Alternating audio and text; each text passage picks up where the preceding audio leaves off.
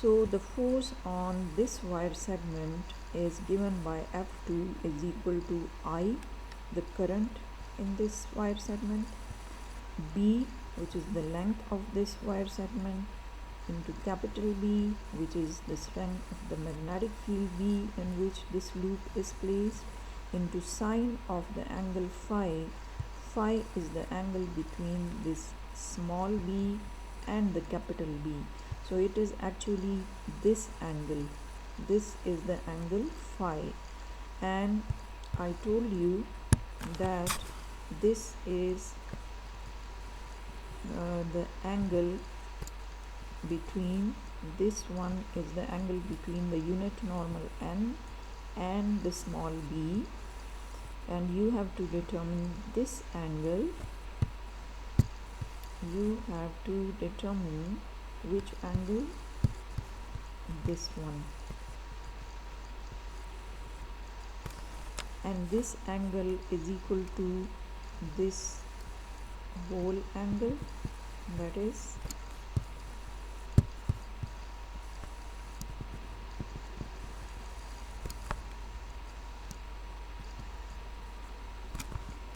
the angle between n and this is b, this is small b,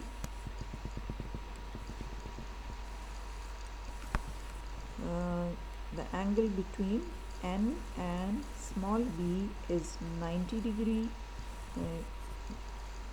whereas you have to determine the angle between this small b and capital B, that is this one. So this angle is equal to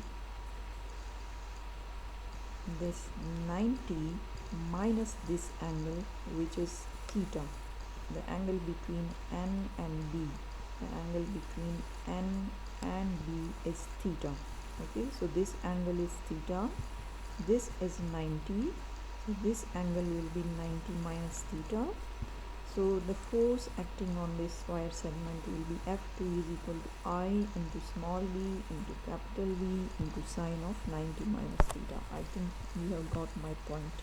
Now come to the force on the wire segment 4.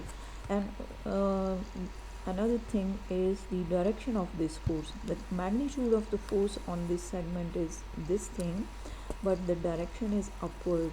The direction is, yes, the direction on this, on the direction of the force on this wire segment will be upward. This can be determined by the left hand rule. You will stretch the finger of your left hand in the direction of B, the first finger in the direction of B, the middle finger in the direction of the current. The thumb will give you, the upward stretch thumb will give you the direction of the force acting on this segment. Now come to the wire segment 4 of this rectangular loop. Now you can see the current is reversed. For this segment it was this way, for this segment it is that way. So the magnitude, the current flowing is the same, the length of the segment is the same, the magnetic field is the same.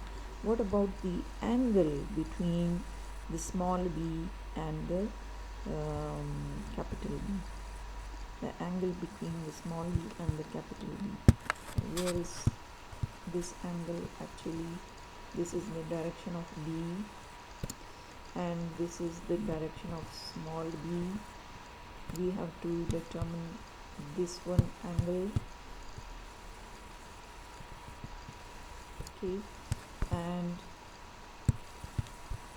this is the direction of the unit normal n. Okay, the unit normal n to the right face is directed this way. So this is n, this is capital B, this is small b. We have to determine this angle. So what will be the angle between small b and capital B? No, sorry, there is a blunder.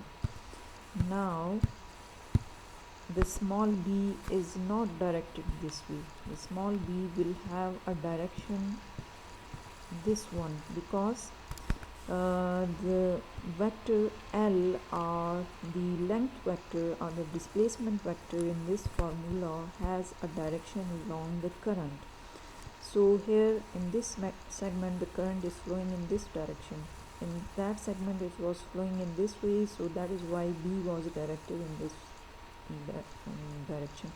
Now here the direction of the current is reversed, so the direction of B will be taken along the current, so it is this one, and this is the unit normal N, and this is the vector B, and the angle which we have to find is which one?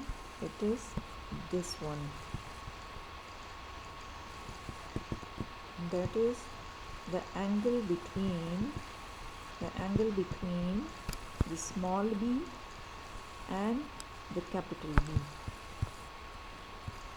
So this angle is now equal to this 90. It would be equal to 90. This whole angle is 90, and the angle between the normal N and B is normal N and B, they are making an angle of theta. So this small angle is theta, this angle is 90, so this whole angle will be equal to 90 plus theta. So the change which comes about in this formula is, now this is the force acting on the wire segment 4, so we will change this formula as F4 is equal to IBB sine of 90, but now it is plus theta. This will be equal to plus theta instead of minus theta. Now it is plus theta for this side. Okay. So sine of 90 minus theta and sine of 90 plus theta, this has the same value. So the magnitude of the forces on this wire segment and on this wire segment, it is the same, but the directions are reversed. If you use the left hand rule over here, you will stretch the first finger in the direction of the magnetic field. The middle finger will be directed along the current I flowing in this segment. Then the stretch will be directed downward, and it will show you the direction of the force acting on this segment. So the force on the upper segment and on the lower segment are equal in magnitudes but opposite in direction, and if you see, the line of action is also the same. So these two forces will cancel each other and will contribute nothing to the torque acting on this current loop. So the only forces which are left to produce torque in this current loop are the forces acting on the length segments 1 and length segment 2, and the length of these two segments is given by A. So let's now calculate the forces and the direction acting on the direction of the force acting on these two parallel segments.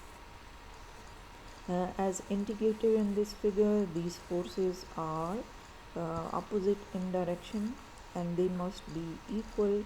So this will produce a couple which is responsible for producing a turning effect in this current loop, and as a result this current loop will